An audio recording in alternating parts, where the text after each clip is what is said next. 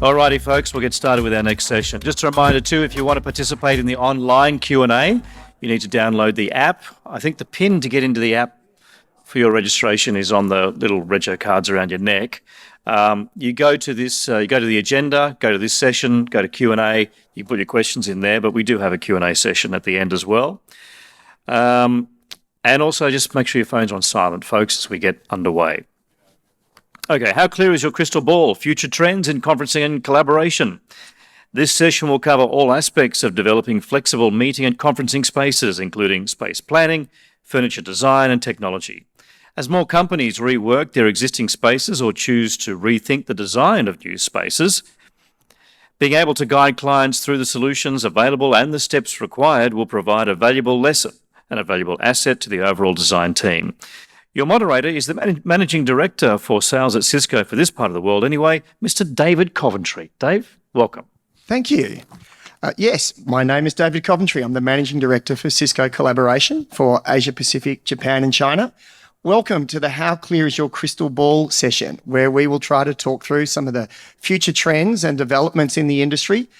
And the first thing I do is burst your bubble because no one has a crystal ball. But what I do have is a panel of experts who are going to share their knowledge and insights on this subject. So I'll let the experts first introduce themselves. Ben. Hi, I'm Ben Daffy. I'm one of the directors at ProAV Solutions Australia, and I head up our modern workplace practice. Hi, my name is Chris Adranita, and I'm a senior AV and ICT consultant for Connectus AV Consulting. Hi, everyone. My name is Claire. I am a senior AV and ICT consultant as well, but for Arup. Hi everyone, my name's Ollie Henderson. I'm Global Head of Portfolio for Jabra. And David, very kind. I've been called many things in my life, but an expert isn't one of them, so cheers for that. Just try and keep up. Okay. So our first subject is on emerging technologies. And for me, the biggest one there is AI. And at Cisco, we use it in everything. We put NVIDIA chipsets in every one of our devices. We use our WebEx suite to do language transcription, to enhance the audio and video, to do call notes and summaries, all inside WebEx. But there's a lot more going on inside the industry. So my question first for Claire and Chris is, what emerging technologies do you see have the biggest impact on the industry for collaboration over the next 5 years? And how do you see AI and machine learning influencing the future of AV? Yeah, thanks, Dave. So, I think first and foremost, AI is very ubiquitous. We've got the infrastructure we need to support these AI processes. 5G, for instance, I think the ubiquitous rollout of 5G across Australia is going to have a huge impact on this type of technology equity that we see, that we need. That's pretty necessarily across the entire country. By 2025, about 95% of Australians will be expected to have access to 5G. And I think that speaks volumes in their accessibility to these collaboration platforms. In terms of the tools themselves, I think we'll see a lot more enhancement and efficiency with this AI resurgence. You'll see, in your meetings, maybe you'll have a meeting with several people, and your calendar automatically schedules a spot that fits all of you. You'll see transcripted meeting notes, as we've experienced for our calls. You'll see as well real-time language translation. So all of these tools going together to tie us across geographical boundaries. And I think all in all, it'll just be a tool of connectedness. Yeah, I actually agree with that one. Like Claire pretty much covered most of it. But yeah, the real-time translation will actually be one that's big, especially in such a multicultural environment here in Sydney, for example, or in Australia, just in general. Real-time translation and having access to, just a quick summary and having automations with regards to making your experience with meetings and collaboration as seamless as possible is obviously something that AI can be helpful with. And one of the things that I actually think would be a bit more helpful and might bridge the gap with that equity between the far end participants in the meeting as well as the people in the room would be VR and AR, actually having the ability to level the playing field and having the constant experience whether you're away or in the same room as everyone else. Excellent. And I think we'll get to that in some of the other sections today. The next one I want to talk about is actually a little bit of an old subject, but it's about remote and hybrid work. Now, we all became familiar with this during the pandemic, of course. But today, the call is about how do we get people to return to work. In fact, here in New South Wales, the Premier Chris Minns has announced recently that it's a mandate that all state government employees return to the office. Our CEO, Chuck Robbins, is talking about creating the workplace as a magnet, as opposed to a mandate, in order to get people back, using technology around the workspace, around AV, to enable a seamless integration of workers, whether they be at home or wherever they be remotely, or back in the office. So for Ollie and Ben, how do you see the changes and the evolution of remote and hybrid work? What collaboration and technology demands are being made on employees and employers? Go on, Ben. Sure. Look, I think it's been a fascinating couple of years, right? Everyone knows it's been a huge amount of rapid change in that time. And I think from what we're seeing, and, we probably deploy 3,000 to 4,000 meeting rooms a year for enterprise and government customers. And what we're seeing is, I think, for the most part, we've established a pretty good baseline in terms of being able to provide at least a decent experience for people when they come into the office. But people have a very high standard now. They want to be able to access really exceptional tools wherever they work, whether that's at home with headset and big screen monitors, and they want to be able to maintain that standard. So I think what organisations are really focused on now is how can they provide that equitable experience in a really highly structured environment that's going to support that. So not only can people, can they earn the commute? And that's a conversation we have very regularly with customers in terms of being able to attract people back into the office and make them want to engage there in the workplace. It's how do you actually get them interacting in a really productive way once they're there? Because I think a typical frustration has been that when teams actually return to the office, a manager will look around and see, 8 different team members on headsets at their desk instead of actually being in the same room and collaborating together, right? And it's about being there face to face and, having that really personal connection that drives a lot of your, future success and value across any organisation. Yeah, I think Ben makes great points. And I think from our perspective at Jabra, we're seeing a lot of people have become very comfortable with their work from home environment. They've got best in class, multiple monitor setup, great noise cancelling headsets. The baby can be screaming in the background, dogs barking wherever. And they've become very conditioned to an outstanding scenario at working from home. So the onus is on us as integrators, manufacturers, OEMs, all the people in the ecosystem to make seamless experiences when people do go back into the office. And that can be as simple as trends, Are people operating on platforms? Are they staying on Teams or Zoom with that one button to join experience? But we're starting to see a lot more conversations where people are coming back to a BYOD conversation in different types of rooms as well. So I think it's being able to be open to allow a user or an IT administrator to digest their AV the way they want to do it, that suits their organization. And that makes it a very democratic process, as it were. Yeah, and I think getting the right data and insights as well to actually manage and inform those decisions, right? Because workplace planning is a continual process now, and we're seeing a huge amount of appetite for that level of insight and intelligence across how people are behaving and interacting in the workplace now. And I think there used to be hard and fast rules, right, Ben, in terms of we're a Teams shop. It's all dedicated Teams room systems. It's all one button to join. And now, especially with some of the larger, Chris and I were saying, consultancy firms, they have very small huddle rooms where they don't want to put that high-priced licensed device in there, but they do need a video device that's very simple for users just to come in, single USB-C cable, plug it in, they'll drive their own meeting. Yet in more formalized meeting spaces, having that really good one button to join experience. Yeah, and it just needs to be that standard that you get with your phone or your laptop, right? People just expect it to work first time every time. And simplicity is key, mate. That's what we have to be able to deliver. Otherwise, you don't get the confidence, you don't get the adoption. People just revert back to what they feel they can use without the technology getting in the way, right? Absolutely. Technology I think confidence is a key word in which you said that. Because if offices have been empty for a while, David, and people come back in and they go back into those meeting rooms and they're stumbling compared to how they were at home, it puts them off and they'll go back to their pod or back to their desk and just put the headset back on. Yeah, and I think that's where, platforms like Microsoft Teams rooms have been just really pivotal in getting teams to embrace that change, because they come in, they see the UI, it's familiar.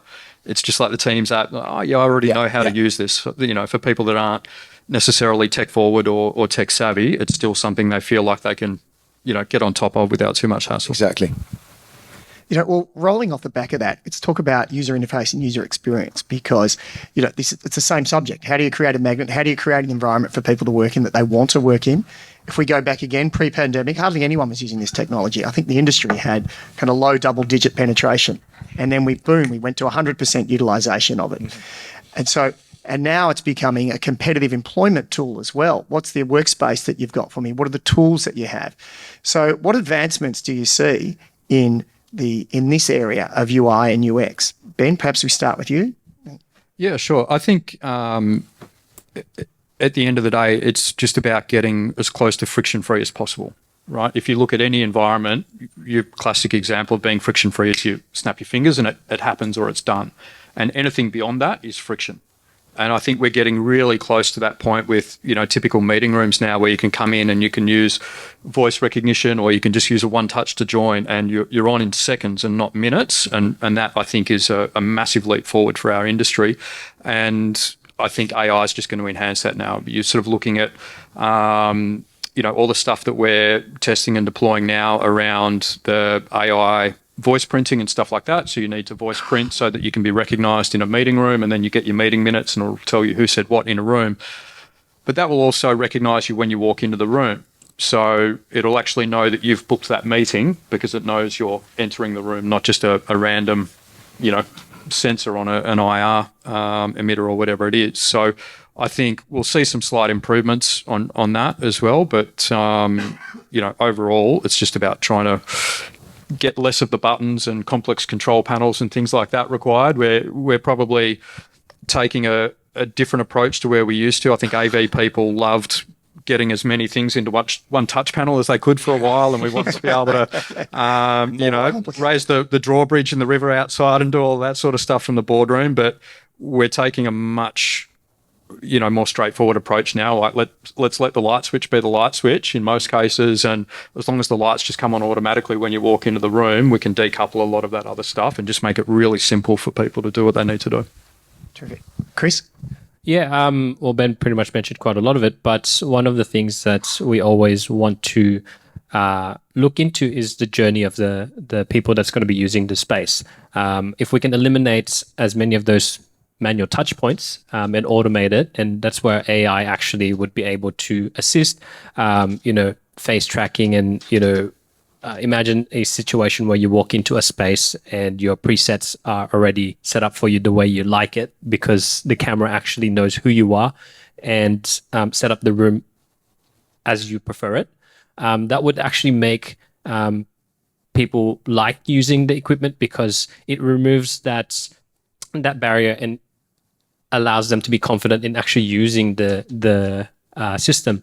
One of the biggest things why people don't want to touch a system is because I don't know how to use it. I might break it, which obviously I might just go with my desk because I know how to use my computer. I know how to use my Teams or whatever platform you are.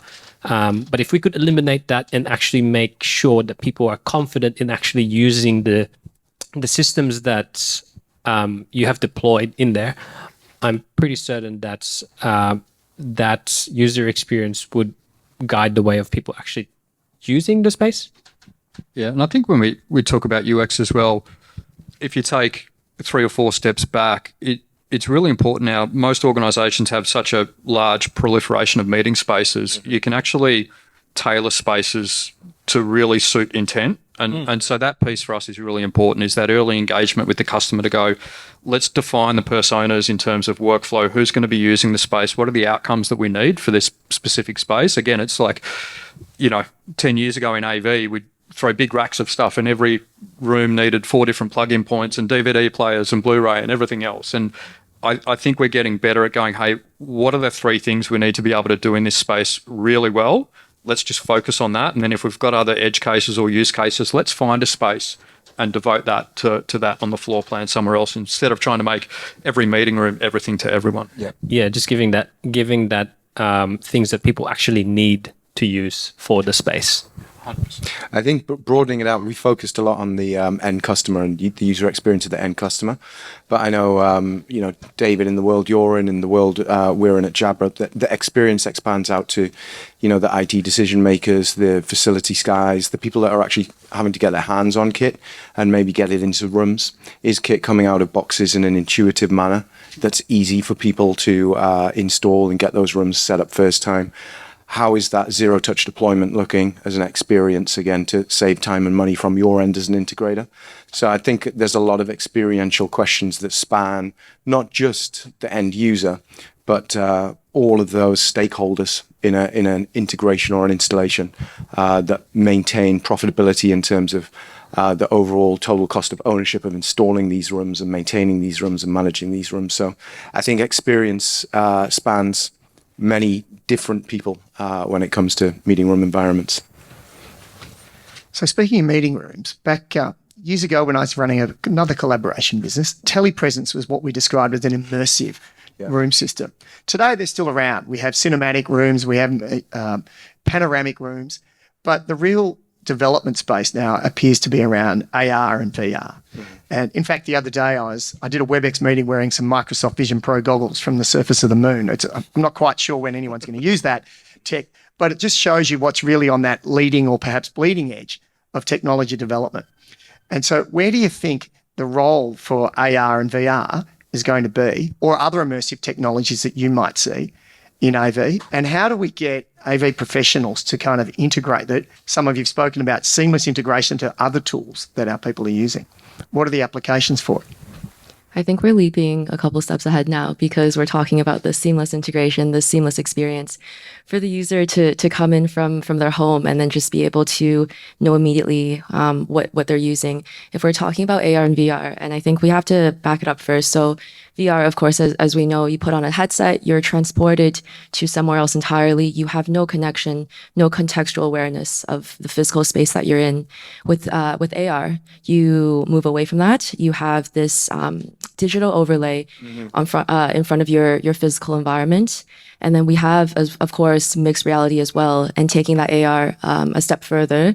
And you have these digital objects in your physical environment, but they have a connection to the physical environment and they're able to have that interactivity. With it's mentioning telepresence. So holographic telepresence is a bit of a buzzy thing at the moment. We want to see this hologram of a meeting participant in the room that we're in. And this is with AR and VR, this is the future. This is what we're looking towards. Having this completely immersive and immersive in a way that does not make us lose sight of the contextual awareness of our physical space, but in a way that we can also connect with someone who's not in the room. Yeah, I see. I've done holograph ones as well, right? So, and there's also 3D, 4D, and even 5D we're talking about under development today. And so I'm still struggling to find real world applications for them. I think they're just perhaps immature at this point. And to run a holographic session, it's too many cameras required in too many locations, okay? But it is a step into the future. So, Ollie, do you have any further input on this? Yeah, I think you've hit the nail on the head. It's what's the use case where this can be applicable, and I think especially for VR, I think education lends itself to that supremely well. You can imagine school kids being, to your point, teleported wherever they want to see different, wonders of the world or wherever it might be. Medicine, obviously, again, has been a pretty big leader in that sector or that vertical for how augmented reality, where they can actually overlay what's happening live in an operating theatre with the virtual element of it, of what next steps may or may not be. Back to the meeting room space, to your point, David, I think it's a question of raising a level of intimacy, so you're feeling that interaction is even closer. So I've seen the dare I say, the new 3D meeting that we talk about, because I think we've had a couple of goes at this as an industry, right? I think Cisco have had options, Poly had options a while back. So we seem to be revisiting it. So I certainly think it's a case of iteration. We're getting better at what we do. As the technology improves, it knocks down the barriers to where our thoughts can go of what an immersive meeting looks like. So yeah, I think now that we're on a better path to technology, I can certainly see glasses being part of a better experience in a meeting room. If I can add to that as well, yeah, I think Ollie makes a really good point. It's just kind of knowing your audience. Not everyone's going to have the funds to get all of these cameras around doing volumetric capture and then software to do this 3D rendering. It's just not possible. It's not necessary. It's very much just knowing about who you are as an organization, the technical competence of your team and of your employees, and the appetite for it is probably a better way to describe it. And then not just throwing tech at something that doesn't want anything to stick to it anyways. Yeah, and it's also that point where people won't want to utilize it because I'm not familiar with it. Like going back to that point of, not everyone's going to have access to the technology. So it's going to be the first time I'm going to be using a VR headset as an example. It's like the uptake of that will be very slow, in my opinion. There needs to be a sort of accessibility to everyone that's in your organization that needs to actually use it prior to you deploying it. It's just a matter of familiarity. So I think the key is around use cases, as Ollie was talking to. It's our role in the technology industry is to develop these technologies. They don't necessarily always have an immediate solution. They're often a solution looking for a problem, right? Mm-hmm. But then we go back to industry to look for that problem. And so you referenced healthcare. So they're starting to use it.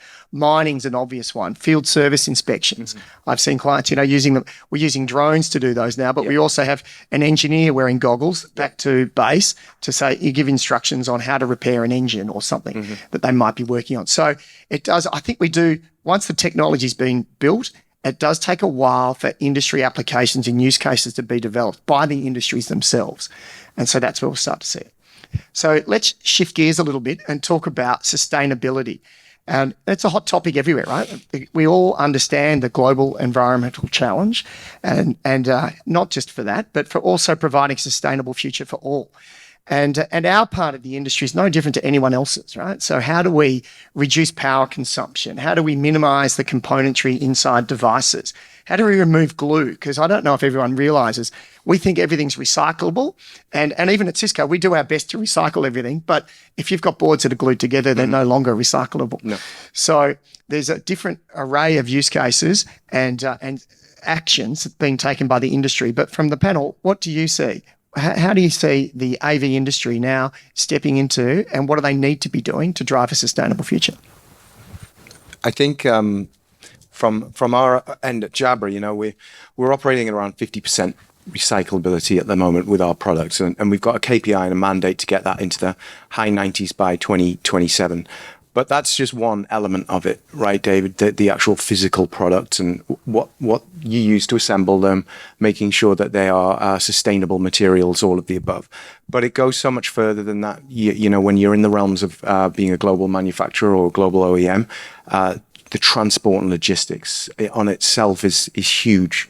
The burning of fossil fuels linked to all of that. We're making significant strides for how we're procuring our parts that go into our devices and how they're being consumed in the global chain management side of things as well. Then further on from that, obviously the packaging that things start to come in, that is a key focus area to make sure that packaging is 100% sustainable and recycle based. So, there's a lot of facets. It's not just the device. It's not just that. I think organizations can do a lot. And what I see speaking to some of our sort of Fortune 100 customers, which gives me a lot of hope, as we know, as I referred to in the US, the Fortune 100, highly profitable companies. These guys have got more money than God, and they are putting a significant focus, knowing that they've got the profitability and they've got the money and they've got the cash in hand, that they can focus on something like sustainability to be a key KPI for what even their shareholders are now starting to hold them to account to. So I think very positively we can impact the sustainability conversation in our sector. Yes, with our clients as well, I think they're what we're seeing is they're very happy to pay a premium because that means they're a stakeholder in the sustainable practice. It's something that they want to invest in from a business perspective. It's one of their mandates. It's very important to them. I would love to see a lot more transparency in terms of product life cycle. I would love to see a bit more modularity. It's like end of use products. Let's just truck out the whole thing. But what if we can just take it apart a little bit? Just swap out a couple of things. Can we have instead of product as a service, is it possible to have recyclability as a service? And just repair as a service, anything like that. Just really disrupt the traditional life cycle of products and introduce some new processes and methodologies to better accommodate what our clients and the world want in general. Sure. Ben? I think that really aligns with what we see out there in the marketplace. It's been a whole new dimension for us over the last couple of years. As obviously an integrator, we work with dozens of OEMs and manufacturers, and now we've had to sort of build that maturity around being able to manage supply chain and be able to speak very confidently to modern slavery compliance and a bunch of other ESG components now. So it's great because it kind of forces us all to lift our game across the board. But what we're also seeing is customers now just have ESG absolutely front and center in terms of their buying choices. And if you take, two similar technologies that, pretty consistent features and benefits across them, they'll be looking for that ESG piece as one of the deciding factors in terms of, which technology brands that they want to be investing in. The other, I guess, key component, and sort of like you pointed out, Gleb, was the decoupling and life cycle optimization, right? Because it's all well and good saying it's 50% recycled plastics in a product or whatever it is, but if you're e-wasting it after 2 or 3 years, then you're still not in a great place, right? So we're seeing that happen at the same time as probably an unprecedented fear of obsolescence in the market as well, because every month there's all this new hype around AI features, and we're seeing customers go, hang on, we're about to invest millions of dollars in this tech. Is it going to be outdated in 3 months, 6 months, 12 months time because of all of the platform development that's happening around that? So what we're trying to do now is design solutions, like you said, that can have peripheral components, in a more modular environment, so we can update computing endpoints or cameras to meet new feature sets that a customer might want. But also looking at more comprehensive OpEx and as a service models for customers. So we have a huge number of spaces now under as a service agreements. And what that means is where traditionally, enterprise and government customers might have had to look at e-wasting a bunch of hardware because it was out of warranty and there's a huge amount of risk attached to that. There's actually much better opportunity to extend the life cycle on hardware and actually, really sweat that and still create enough reliability across the hardware property to, sustain that confidence in the tech, but ideally drive better outcomes and better flexibility along the way. I think it's refreshing to see as well in RFIs that they often now ask for your sustainability policy, which is great. And I know we do at Jabra when we're selecting partners that help us with our product making. It's important to us to know what their sustainability policies are. So it's definitely becoming a lot more front and center. I think one of you touched on the reduction in devices. I mean, as an integrator, you would have had been lots of boxes turning up to fill out a room, codecs and switches and routers. And now we can wheel one device in that does everything. So we've kind of reduced the componentry, reduced the packaging, reduced the transport, all of those things. But none of you spoke about power efficiency really, which was interesting. Yeah, I think from our point of view as an integrator, that has always been a bit of a byproduct, I guess, of the automation that we generally do, right? Like most of our meeting rooms are smart enough that you walk in, everything turns on, and you walk out and everything turns off when there's no presence detected in the room. Again, we're seeing better intelligence built into UC endpoints and things like that, so you don't necessarily need separate, IR sensors and processors and stuff like that. But I think for the most part, we're seeing, pretty good performance from hardware suppliers in that regard. Standby usage on displays and things like that. A fraction of what it used to be. I see some microphones going up at the other end. Yeah. Well, Oh, yeah. No, Thanks, after you. Ollie. Cheers. Yeah, I think So with the Arab offices, we've just rolled out in the Australasian region. We have something called the Living Building Challenge, which is not ours. That's the certification. It's quite a rigorous green building certification process that any office or any corporate building can embark in. And an element of that is that whole energy efficiency piece.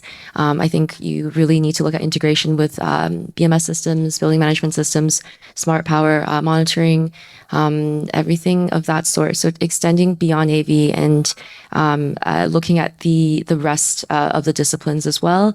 Maybe building a digital twin, keeping track of your modular components and the power they're using and their life cycle and everything as such. I think there was a really interesting conversation I had with one of our clients who have significant real estate around the world, and they were wanting to get very much involved with Microsoft Copilot and all of their new features that they've got, facial recognition in meeting rooms, getting people's names up in meeting rooms.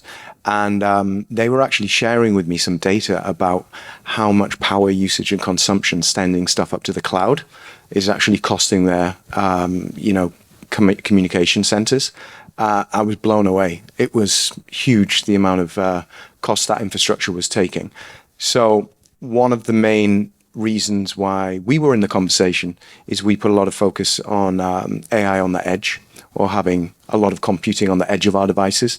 So it's amazing the cost savings and power consumption that when you are processing a lot of information on the device and then having that pre-process send up to the cloud, rather than sending a whole load of raw data up to the cloud, letting the cloud process it and send it back down to site.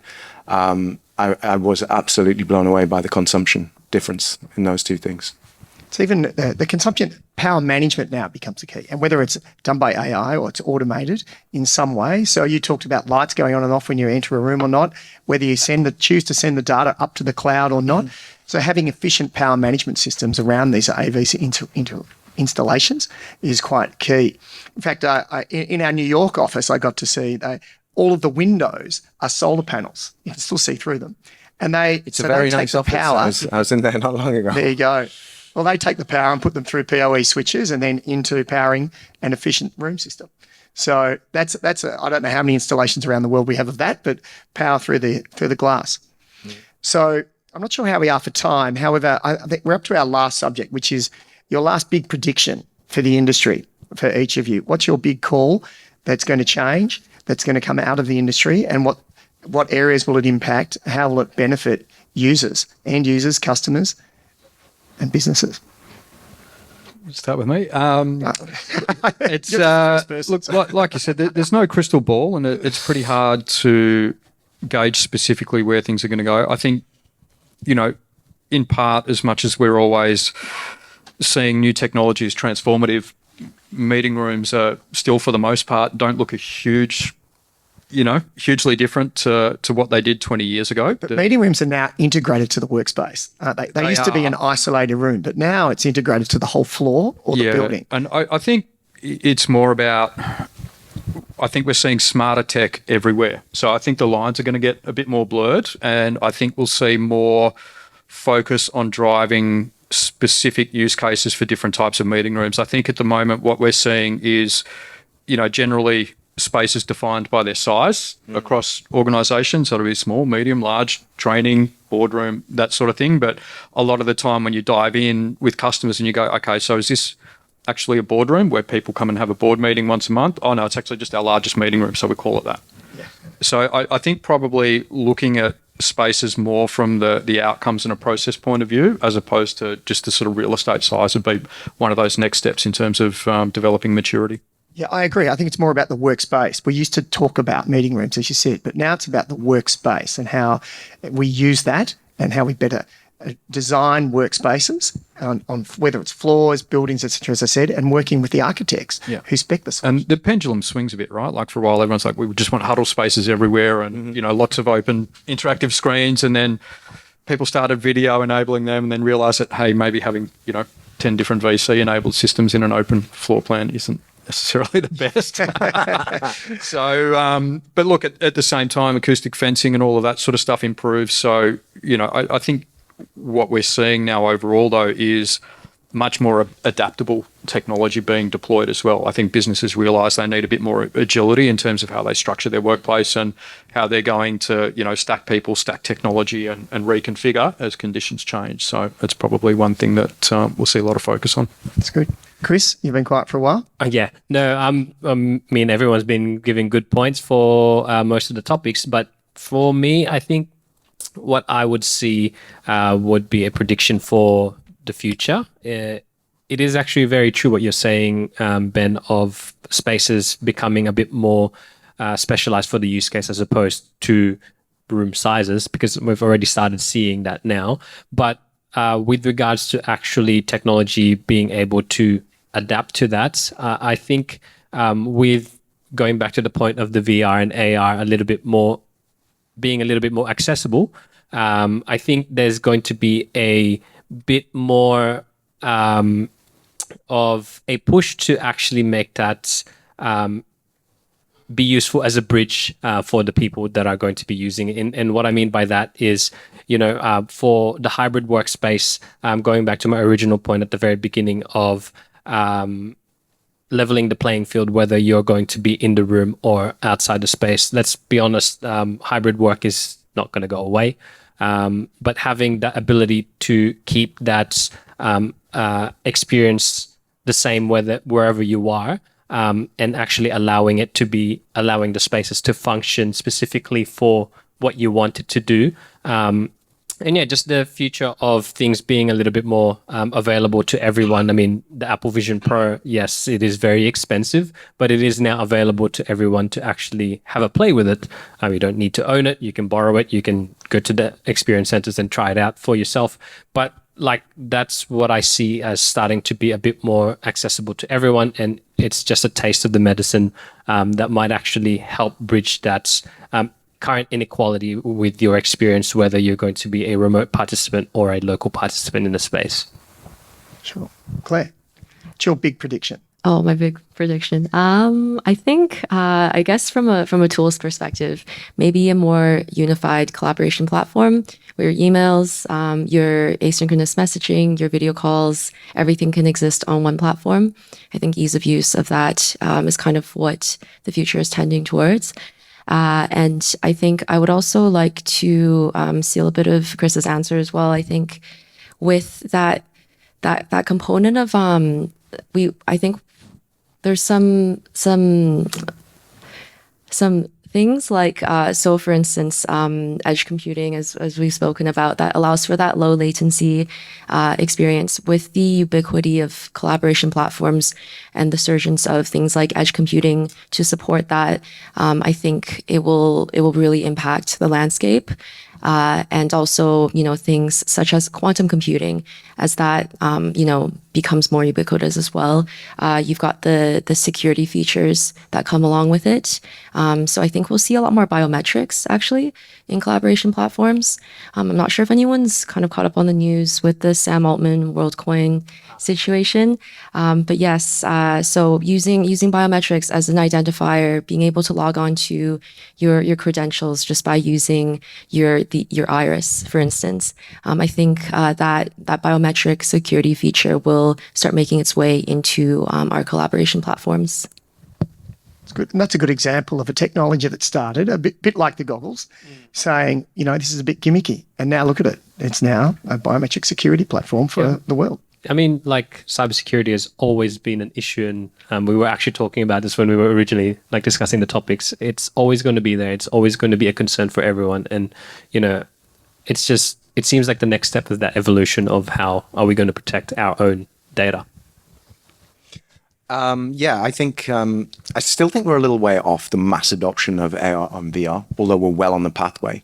I think one of the things that we're discussing a lot internally as a business is your communication with your agent, right? So whether it be Copilot, whether it be ChatGPT, we're seeing very much a world very quickly whereby you're no longer using your mouse and keyboard per se, and you are speaking directly to Gemini, ChatGPT, Copilot, whatever it might be, through your headset, and you're having direct interactions. So I need to have a meeting with Claire and Chris. Friday afternoon's looking good for me. Go find me the appropriate time and see if that can marry up with their calendars. Speaking directly to your AI agent is very much a fast direction that we see the market moving in. And I think that could be on us before we know it. And that's something that certainly our headset side of the business is looking at very, very promisingly. I think in the video space, in the meeting room per se, I can see cameras having the intelligence to know where the areas of interest are in the meeting room straight away without manually having to direct that. They can see how engaged people are by a user score on their face and taking different reference points and making sure that they are looking at the right areas of the meeting room. So maybe moving away from that one centralized focal camera point at the front of the meeting room to multiple auxiliary cameras smaller around the meeting room with embedded AI in them. And then I think from a final point linked to AI, again, staying in the meeting room, self-maintaining systems. So systems that realize acoustic changes. If there's 2 people in a meeting room or if there's 12 people in a meeting room, are those acoustic characteristics being changed by the audio processor automatically within the device? Realizing maybe if bandwidth is low on a video call, can we use AI to generate more pixels to fill in those blanks that have been happening? So yeah, I think there's a load of very clear use cases for AI, both on the personal collaboration side and on the video meeting room. Ollie, you've been doing some spying on the Cisco stand. We demonstrate just about every one of those things installed by Pro AV. So quite often. So we've got a little bit of time left for Q&A. I don't believe any have come through on the app, but if we want to take some from the floor, we've got a few minutes left.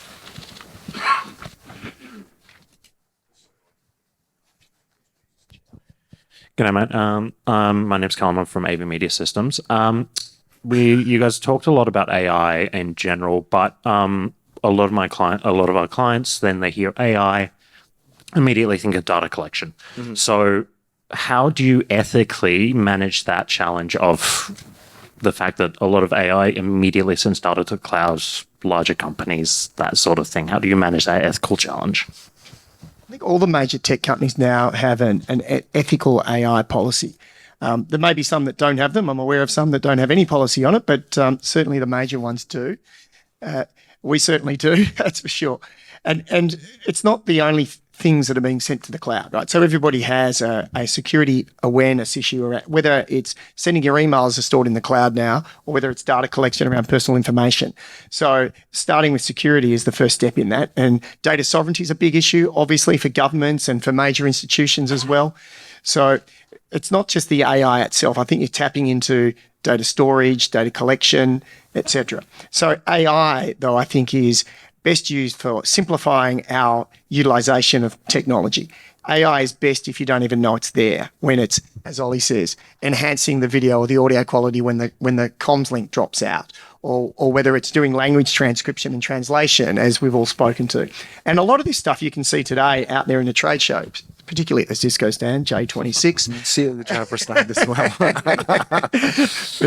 But let me pass it on. Who else wants to take that one?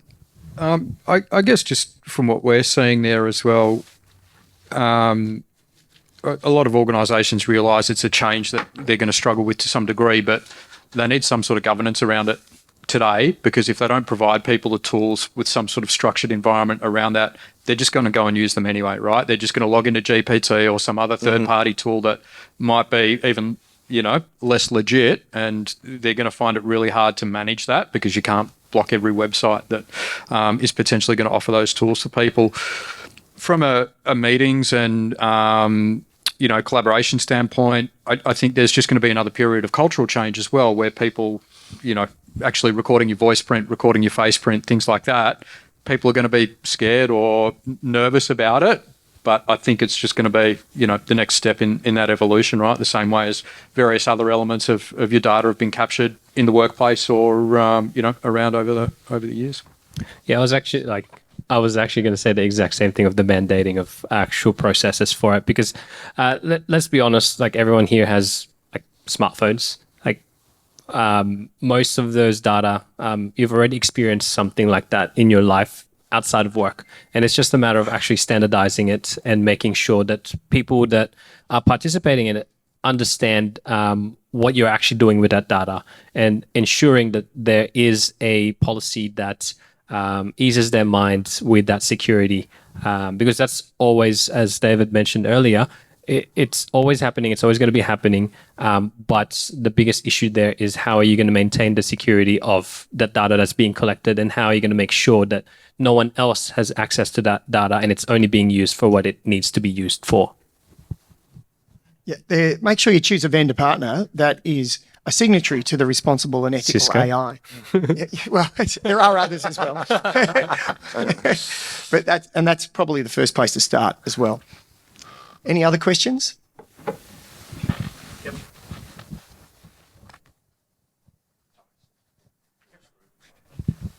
Thanks. Just wondering about why so many leaders are often really blasé about the fact that their AV performance is quite terrible, and they don't seem to see how it reflects on their brand.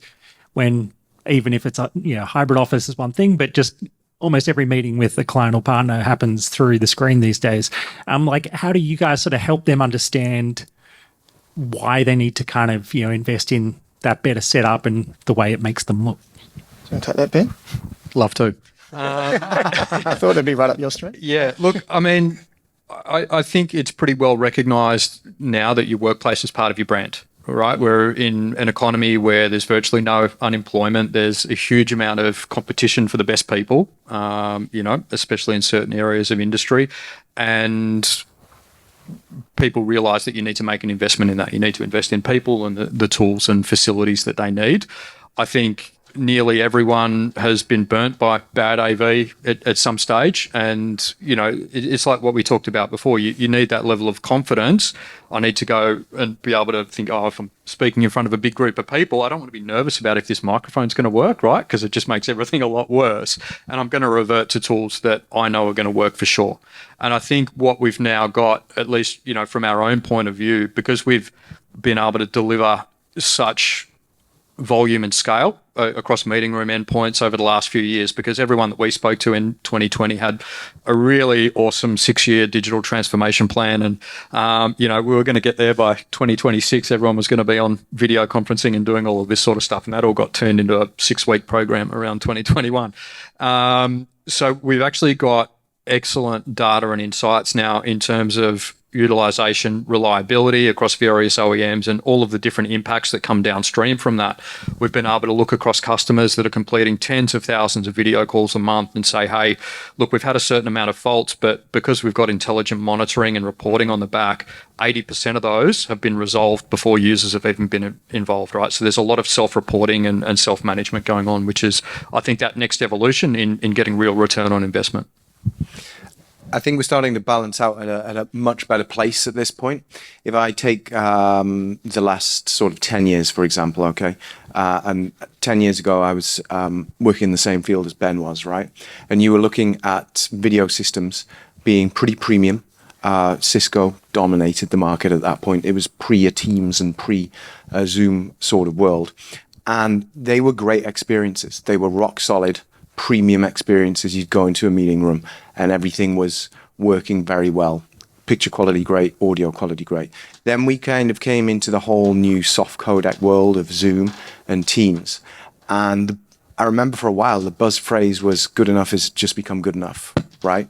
So really, because of the mass adoption of multiple rooms, it was like a trade-off between the really good quality that we became familiar with. And I think we went through a stage as an industry of having a real quality dip in terms of how good the meeting experience was. I think that's now coming back out the other side.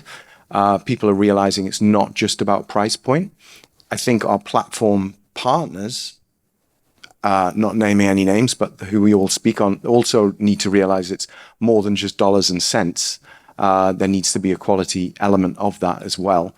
And I think, I actually celebrate that Cisco came back into the engagement with Teams, because it is a quality OEM, and helped raise the bar for the rest of us, and the message that we're trying to communicate that, maybe spending a little more will give you a better experience and a more polished video setup.